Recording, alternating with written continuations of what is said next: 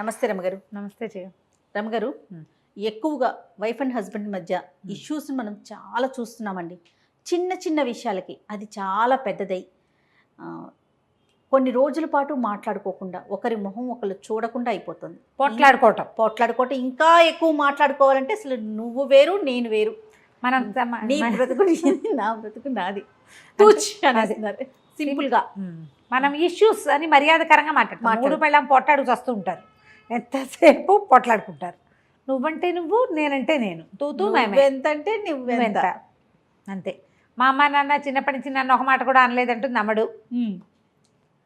పెళ్ళం అంటే ఇలా ఉంటుంది అనుకోలేదంటాడు మొగుడు. అంతే అంతే కదా, అత్యద్భుతంగా పెంచేశారంటారు.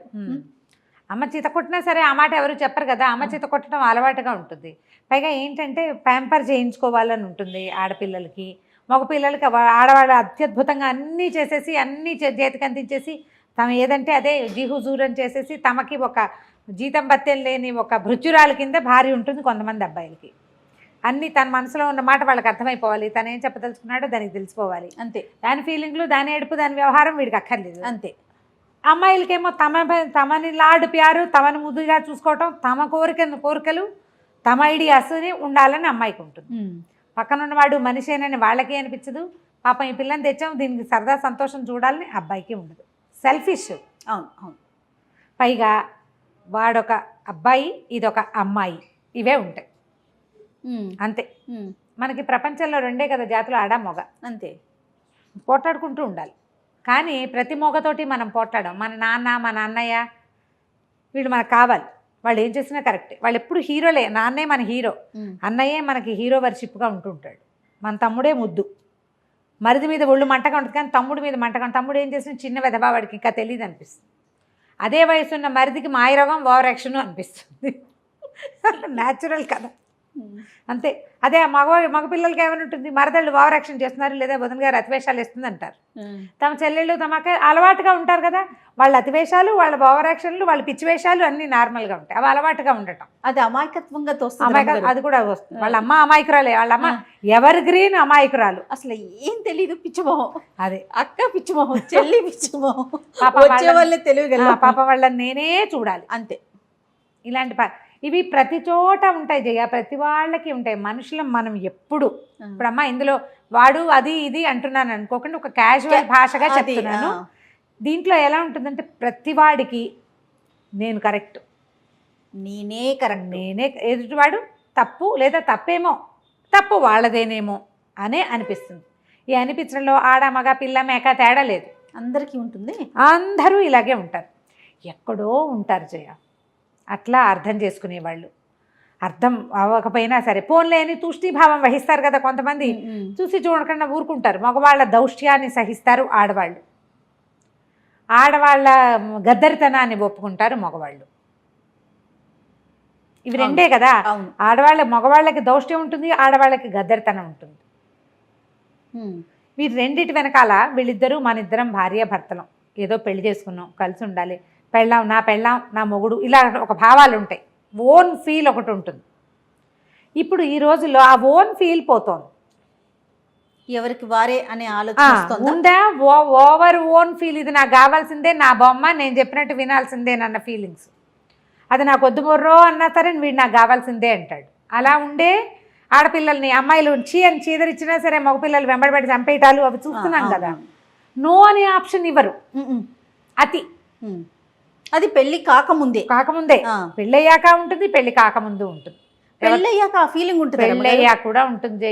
ఆడవాళ్ళు ఎవరింటికైనా వెళ్ళినప్పుడు వీళ్ళు తమతోటే ఉండాలి, తమ దగ్గరే ఉండాలి, అటు ఇటు వెళ్ళకూడదు, పుట్టిళ్లలో పనులు చేయకూడదు, ఫ్రెండ్స్కి ఇంపార్టెన్స్ ఇవ్వకూడదు, కజిన్స్కి ఇంపార్టెన్స్ ఇవ్వకూడదు, వాళ్ళు వీళ్ళు కలవకూడదు. మీరు ఎంతమంది కనెక్ట్ అవుతారో తెలుసా? అవును అని ఆన్సర్లు 100 వస్తాయి జయ. తనకే ఇంపార్టెన్స్ ఇవ్వాలి. మా నాన్న అంటే నాకు పంచప్రాణాలు లాంటి పిచ్చి పిచ్చి మాటలు మాట్లాడకూడదు.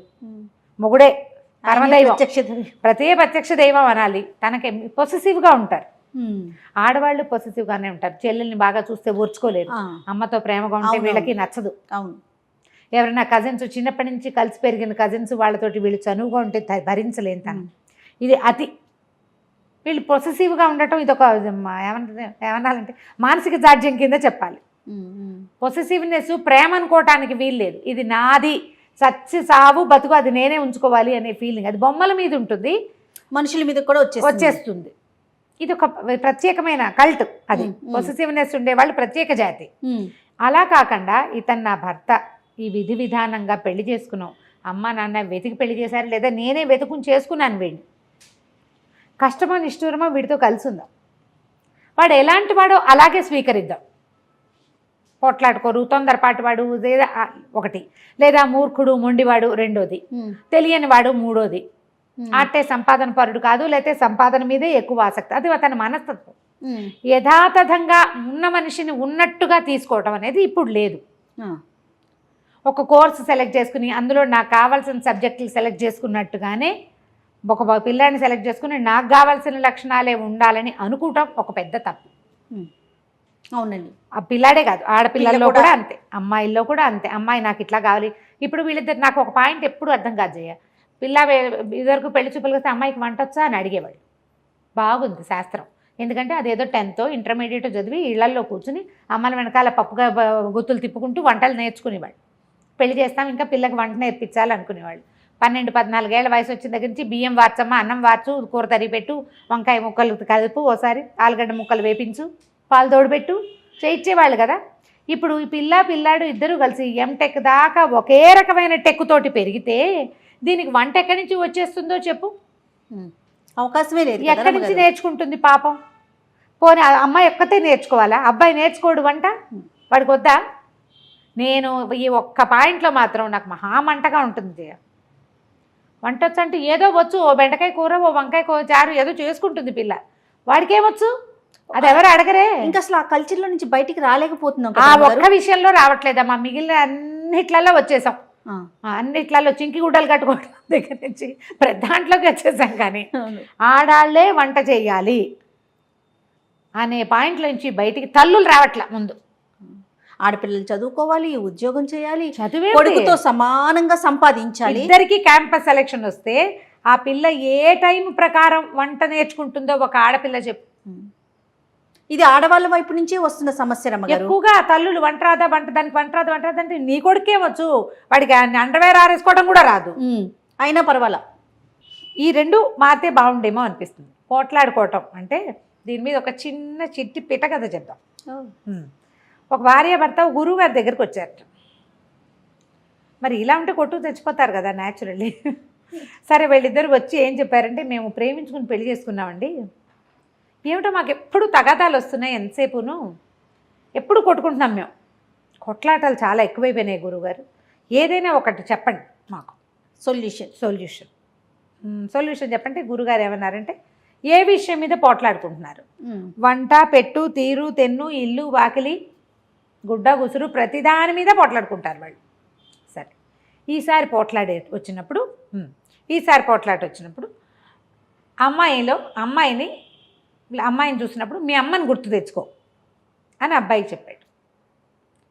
అక్కడి నుంచి అమ్మాయికి ఏం చెప్పాడంటే, ఈసారి ఏదైనా పోట్లాడాల్సి వస్తే అబ్బాయి బదులు మీ నాన్న అక్కడ ఉన్నాడు అనుకో, బాగుంది అని చెప్పాడు. ఇప్పుడు ఏదైనా పోట్లాడాలంటే నాన్నతోటి పోట్లాడాలి, లేదా అమ్మతోటి పోట్లాడాలి. అబ్బాయి ఇద్దరు ఇంటికి వెళ్ళిపోయారు. 1.5-2 ఏళ్ళకు ఒక పిల్లాన్ని ఎత్తుకుని ఓసారి మళ్ళీ కడుపుతో ఉన్న అమ్మాయి వచ్చారు గురువుగారి దగ్గరికి. ఏమి బాగున్నారా అని అడిగాడు ఆయన. మీ సలహా వల్ల బాగున్నామండి అని. ఎట్లా అంటే, ఇప్పుడు కూర ఏడ్చినట్టుంది అని చెప్పాలి. అమ్మని ఏనాడైనా అంటామా? ఆ మాట అనగలమా? ఏ మగపిల్లాడు వాళ్ళ అమ్మని ఏంటమ్మా నీకు ఒంట్లో బాగోలేదా, కూర సరిగ్గా చేయలేకపోయావు అంటాడు. అంతేగాని నీ మొహల్లా ఉంది, ఎవడు నేర్పాడు అంటాడు అమ్మని. నీకు ఇలాంటి కూర నేర్పినందుకు మీ అమ్మని తిట్టాలి అంటారా? నీ పెంపకం ఇలా తగలబడింది అనగలరా?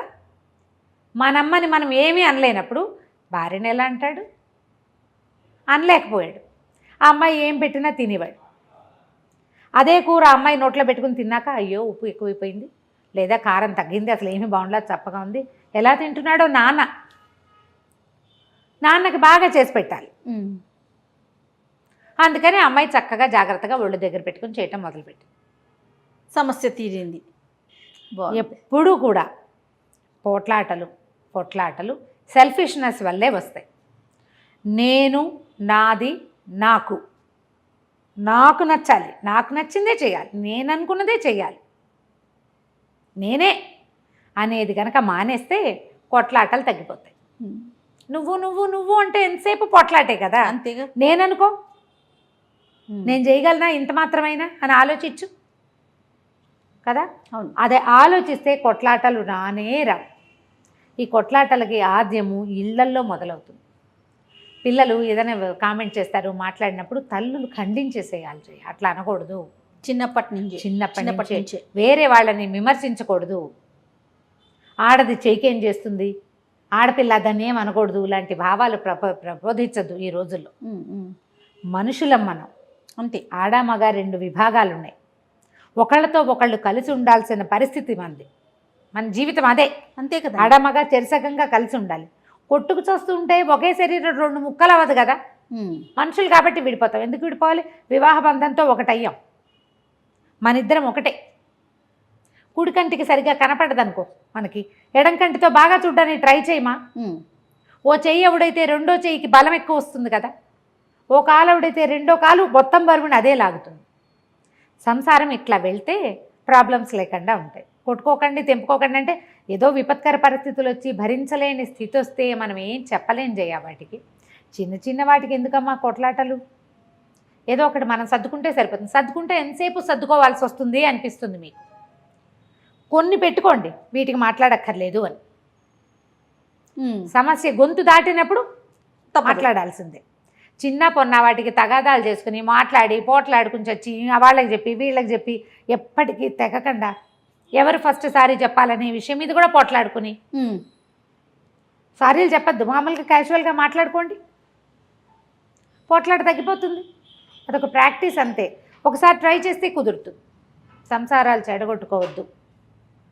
మనకేంటంటే ఈ దొరికిన కంపానియన్షిప్ కంటే అద్భుతమైనది రేపు దొరుకుతుందనే నమ్మకం ఏం లేదు. అందరూ ఇలాంటి వాళ్ళే, అన్నీ ఇవే సెల్ఫిష్ రకాలే ఉన్నాయి ఉన్నవన్నీను, ఆడైనా మొగైనా. అవును. ఎందుకంటే నేను ఒక పరీక్ష రాయాలి, నా ర్యాంక్ కోసం నేను పరిగెడతాను కదా. అదంతా సెల్ఫిష్ థింగే కదా. మనం ఫస్ట్ రావాలి, మనకు ర్యాంక్ రావాలి, మనకు ఉద్యోగం రావాలి, పోటీ. ఆ పోటీ నువ్వు జీవితంలోకి తెచ్చుకోకూడదు. చదువులో, ఉద్యోగంలో, ఆఫీస్లో, కెరీర్లో ఉన్న పోటీ జీవితంలో కూడా అవి అలవాటైపోయినాయి. వచ్చేసి చెరోపక్కకి లాగేసుకుంటున్నాం, చివరికి కొట్లాడుకుంటాం. కొట్లాట చివరి లక్ష్యంగా, చివరి విషయంగా ఉండాలి, నిత్య విషయంగా ఉండకూడదు. థ్యాంక్ యూ రామ్ గారు. నమస్తే. నమస్తే జీ.